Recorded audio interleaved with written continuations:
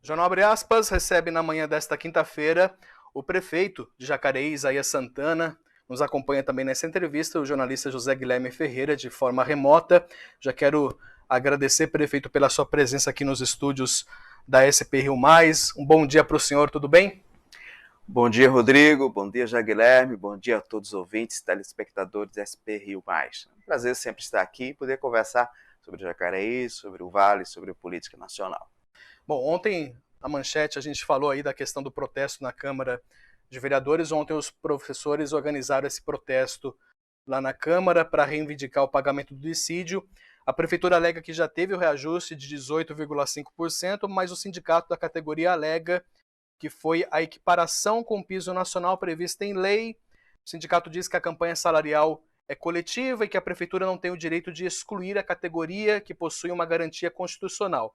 E com isso aí a Câmara de Vereadores acabou adiando a votação desse projeto lá para mais uma sessão. Nesse impasse, a prefeitura, prefeito, está aberta para uma nova conversa diante da possibilidade de incluir os professores nesse reajuste? É só corrigindo que não se trata nem de exclusão nem de inclusão, necessidade de incluir, porque já houve o reajuste para os servidores, para os professores. Aliás, nós dividimos o reajuste em 3 etapas. A primeira etapa foi já aprovada em dezembro para vigorar a partir de janeiro, 5% para todos. Na sequência, nós esperamos os 3 primeiros meses da arrecadação, janeiro, fevereiro e março, para termos a exata noção do valor do repasse do Fundeb, e comprometemos 95% dos recursos do Fundeb com a remuneração da folha.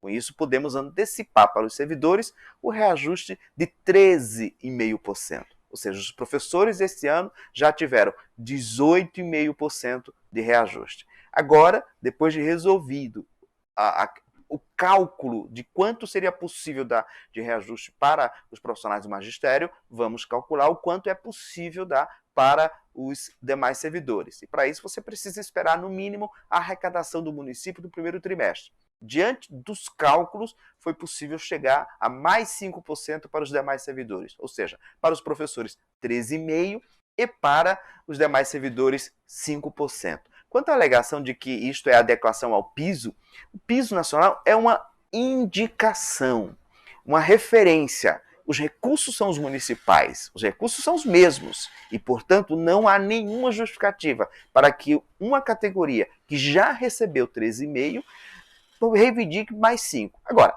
todo mundo tem direito de reivindicar e todo mundo tem direito de melhorar os seus vencimentos. É claro, eu sou extremamente favorável. O problema é que não se trata de discussão de direitos, se trata de quanto cabe nos cofres.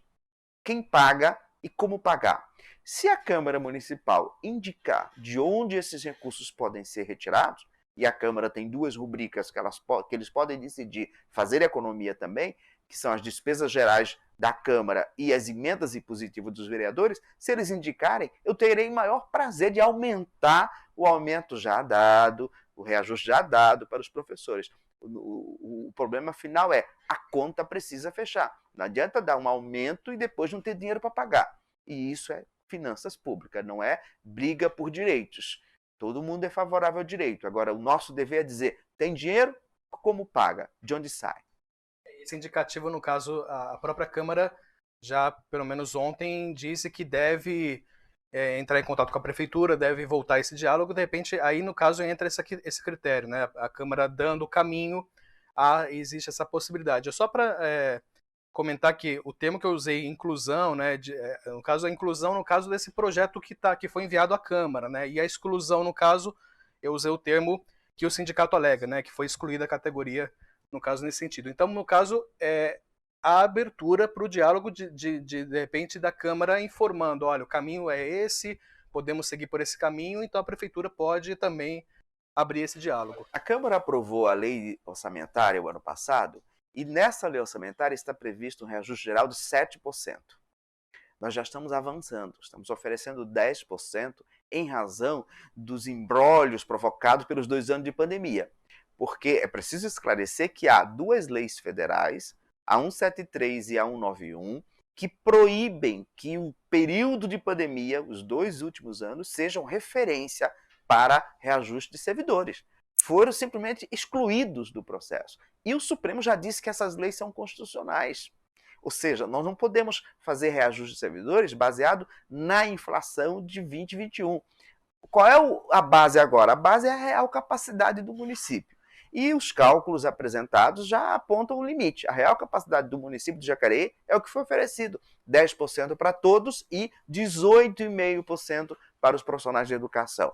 10% é o mesmo que o Estado, 10% é o dobro do que a União está oferecendo, 10% é o dobro que São José dos Campos está oferecendo, mas nós estamos nos nossos limites. Se a Câmara quer avançar além disso, ela precisa oferecer contrapartida, ou da rubrica das emendas impositivas, que tem algo em torno de 3 milhões e 600 livre, valor suficiente para cobrir a diferença, ou da economia dos serviços da Câmara. Pode não trocar carro, pode não ampliar um serviço disso, pode reduzir os serviços de comunicação. A Câmara é soberana, ela pode decidir: olha, prefeito, oferecemos essa rubrica, nós precisamos de 3 milhões e 100 a mais para poder fazer frente a essas despesas extra, esse aumento superior para os professores. Se a Câmara indicar de onde sai o dinheiro das suas dotações, eu terei o maior prazer de ampliar o aumento já dado de 18,5% para os profissionais da educação. Ok, passar para o Zé Guilherme, que também tem algumas perguntas. Zé Gui, por favor. Bom dia, prefeito Isaías. É um prazer ter o senhor aqui de novo.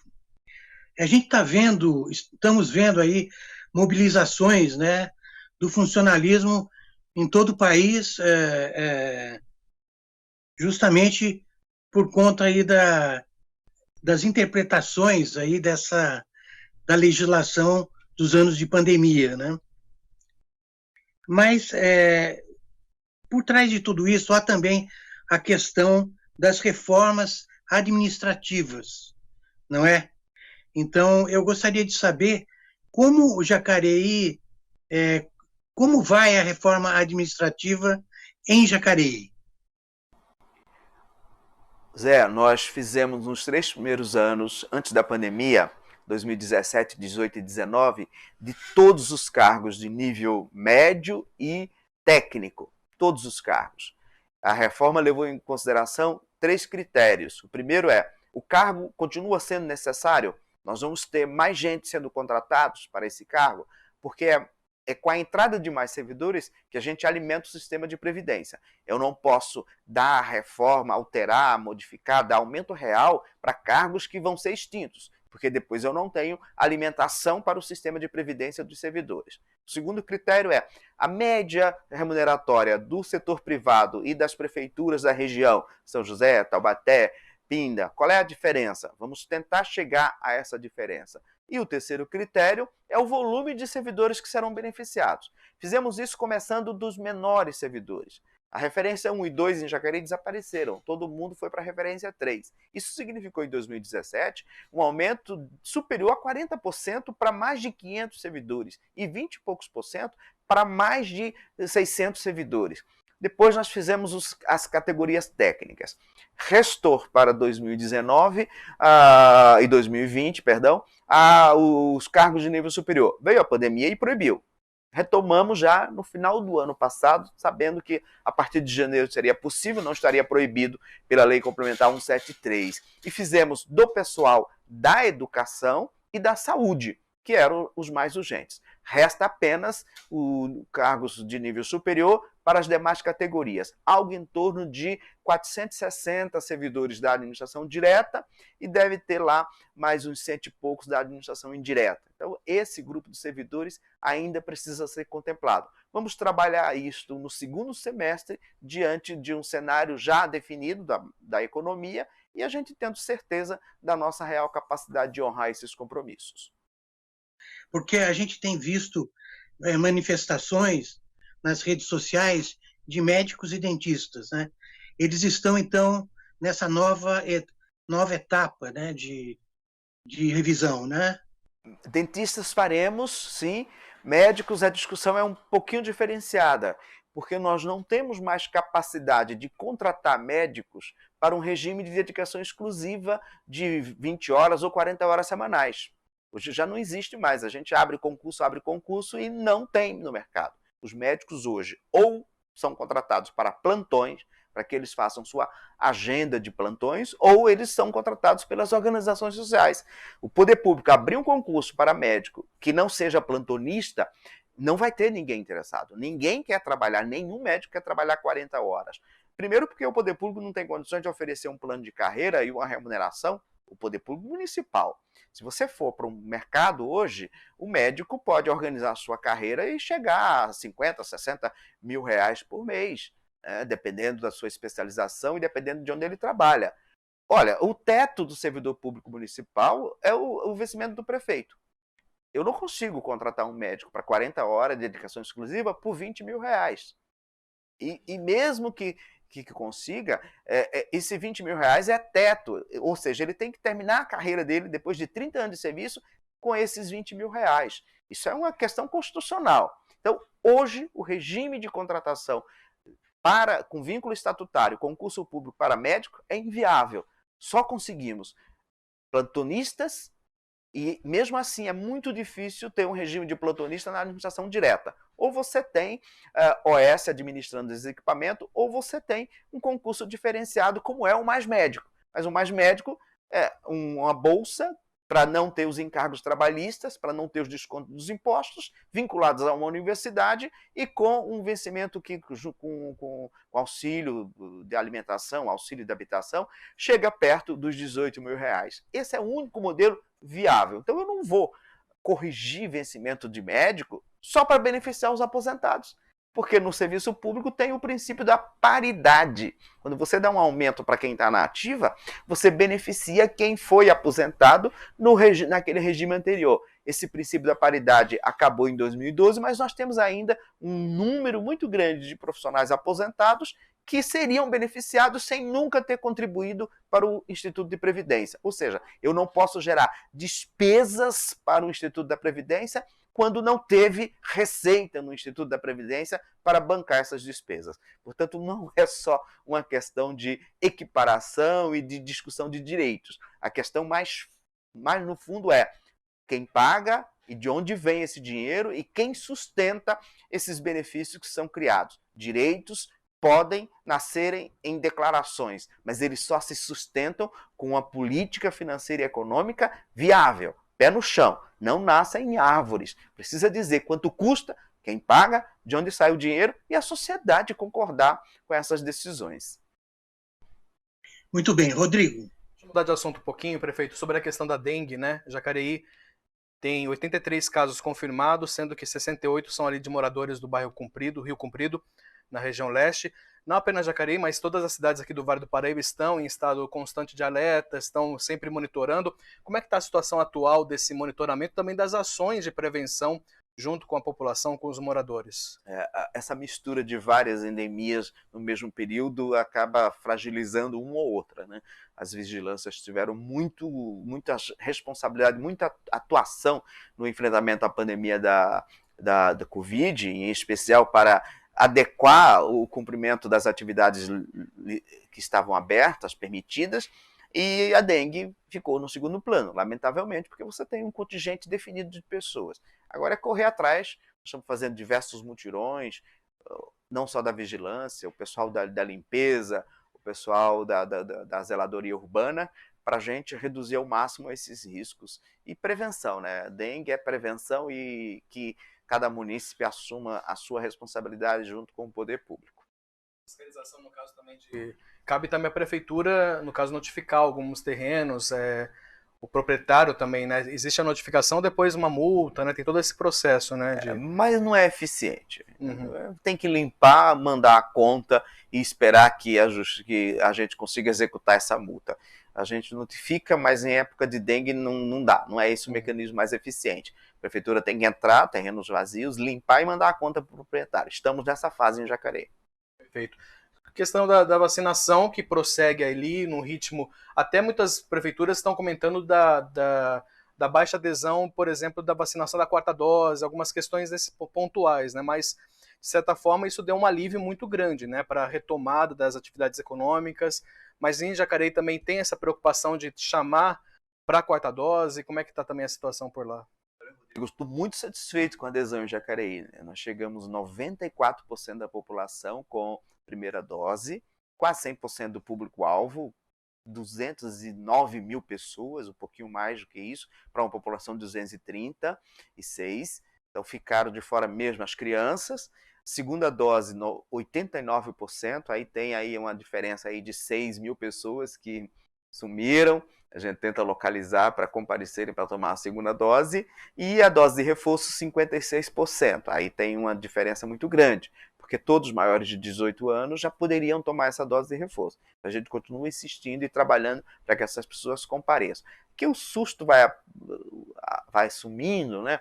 O risco de vidas, perda de vida praticamente eliminado. Estamos há mais de 30 dias sem nenhum falecimento provocado pela Covid, graças a Deus. As internações estão quase caindo a zero, mas nós tivemos um aumento de casos. Agora, depois desses feriados prolongados, a média semanal vinha de 10 casos por dia em Jacareí. Já chegou a 100 logo depois do feriado. Mas é aquele pico decorrente dos contatos humanos, né? Dos abraços afetuosos de quem não tinha um convívio mais intenso nos últimos 2 anos. E a gente espera que esse pico caia logo e que não precise mais de reforço da unidade do serviço hospitalar. Teve esse aumento, mas é um aumento que, por conta da vacinação, também não aumenta a questão de UTIs, de pessoas graves internadas, né? Por isso a importância da vacinação, né? Ninguém na UTI, graças a Deus, um número muito pequeno de pessoas, já não há necessidade de internação. E isso graças mesmo à vacinação. Então é preciso que as pessoas, além da dose de reforço, que está muito baixa a adesão, também quando chamado para a 4ª dose. Vamos nos proteger. Vai entrar no cotidiano, né? Enquanto o vírus existir, nós vamos ter que compatibilizar vacina contra a gripe e vacina contra a Covid. A gente está aguardando essa questão de passar para a endemia, né? Mas ainda é um processo. Mas ainda a gente vê a gente vai monitorando, né? A gente está vendo, por exemplo, aumento lá na China, né? De casos, de lockdowns e tudo mais. Mas, enfim, torcendo aí para que a vida normal volte, o novo normal, de repente, possa voltar e a gente seguir com muita saúde. Zé Guilherme? Prefeito, vamos fazer 2 questões políticas. Acho que nós não conversamos ainda depois da saída do prefeito Felício do PSDB. A saída dele foi, de certa forma, um baque aí no partido, porque ele era um dos líderes aí do PSDB na região. Eu pergunto ao senhor, como o PSDB está se reorganizando após a saída do prefeito Felício e do Anderson? Quais são as ações do PSDB para se manter aí na crista da onda aqui no Vale do Paraíba? Olha, José, eu acho que o fortalecimento do PSDB passa necessariamente pela reeleição do Eduardo Cury, deputado federal, o Ortiz, deputado estadual de Taubaté, e vamos lutar muito para que o nosso Edgar Sassaka de Jacareí, a Dulce Rita em São José dos Campos, também tenham chance real de se eleger. Se a gente eleger deputados, nós continuaremos a ser o maior partido na região. É claro que a perda do prefeito de São José dos Campos é algo bastante difícil de ser assimilado. No entanto, eu tenho certeza que acima das siglas partidárias prevalecerá o trabalho e a amizade entre esses líderes. E eu tenho absoluta certeza que após as eleições estaduais, de posse dos resultados, a reconciliação será um objetivo em comum. Vamos buscar, vamos correr atrás para ver o que é possível. Até porque nós também não sabemos qual será a configuração partidária depois das eleições nacionais. O PSDB pode perder a sua relevância nacional e pode deixar de ser uma sigla que é relevante. Isso pode acontecer, como já aconteceu com tantas outras siglas no passado. Aliás, eu acho que está mais do que na hora da gente fazer uma grande reforma. Achávamos que esse projeto de federalização seria um caminho para isso, mas os partidos estão resistentes. Mas depois das eleições estaduais, eu acho que a gente tem que fazer essa reforma. E não tem mais sentido insistir com 30, 35 partidos. Nós estamos vendo aí que existe, na verdade, no Brasil, 3 partidos, 3 blocos ideológicos, 3 grupos com pensamentos divergentes. Alguma variação para lá e para cá, mas esses 3, no máximo, podem chegar a 6. Mais do que 6 partidos num país como o nosso é simplesmente usar a estrutura pública para manter feudos de interesses estritamente eleitorais. Outra questão, também aqui no âmbito da nossa região, recentemente aí o CODIVAP foi extinto, né? E uma nova agremiação foi estabelecida. Eu queria que o senhor dissesse para a gente por que o CODIVAP, por que não o CODIVAP e por que uma associação e quais são os objetivos dessa reunião de prefeitos. Ótimo. Olha, o CODIVAP foi criado na década de 70 com leis autorizativas dos municípios, dando nessas leis autorizativas a autorização para criar uma fundação pública. Depois, baseado nessas leis, o CODIVAP assumiu aquela configuração. Até 2017, nós não tínhamos lei regulamentando, 2015, perdão, nós não tínhamos lei regulamentando os consórcios públicos. Os consórcios eram regidos pelo Código Civil. Veio em 2015 a lei dizendo que o consórcio público tem essas características. Com essa lei, o CODIVAP, do jeito que ele funciona, o seu quadro de pessoal, as contribuições dos municípios e os fins do CODIVAP não se adequam à figura do consórcio dado pela nova legislação. E o Tribunal de Contas de São Paulo entendeu que a mudança que nós fizemos em 2017 de consórcio para a associação não tinha validade, porque a lei que nos criou, lá na década de 70, dava autorização para criar uma fundação pública. Então, nós teríamos que manter a personalidade jurídica de direito público. Personalidade jurídica de direito público significa ter que fazer concurso, significa ter que ter assessoria jurídica permanente, contabilidade permanente, significa ter que ter um sistema de prestação de contas para o tribunal, uma burocracia pública que seria maior do que os benefícios que esse órgão poderia prestar para os municípios. E a nossa configuração é de associação, como é a Frente Nacional dos Prefeitos, como é a Confederação Nacional dos Municípios, como é a Associação Paulista dos Municípios. Essa é a nossa configuração, esse é o nosso papel, essa é a nossa função. Então, desde 2015, com o entendimento do Tribunal de Contas de São Paulo, nós não tivemos outra alternativa senão extinguir aquilo que nasceu em 70 com uma configuração que hoje é inadequada e criar uma nova entidade com a configuração atual do Código Civil, com personalidade de direito privado, para agregar os interesses e fazer articulação política na esfera estadual e na esfera federal. Essa é a função da ANVALE, Associação dos Municípios do Vale do Paraíba, Litoral Norte, Serra da Mantiqueira, e que hoje está sob a presidência do prefeito Thales de Cruzeiro, que eu tenho certeza que a partir do Vale Histórico vai fazer essa inter-relação, tanto com o governo estadual como com o governo federal, e essa agregação dos prefeitos do nosso Vale. Muito bem, prefeito. Rodrigo. Muito bem. Agradecer, prefeito, pela participação aqui conosco no Jornal Abre Aspas mais uma vez. Ótima semana, conversamos aqui com o prefeito de Jacareí, Isaías Santanas. Prefeito, um ótimo dia para o senhor, uma ótima semana. Obrigado. Eu que agradeço a Zé, a gentileza das perguntas, a participação nessa entrevista, a você, Rodrigo, e a todos os ouvintes e telespectadores da SP Rio+. Bom final de semana. Muito bem.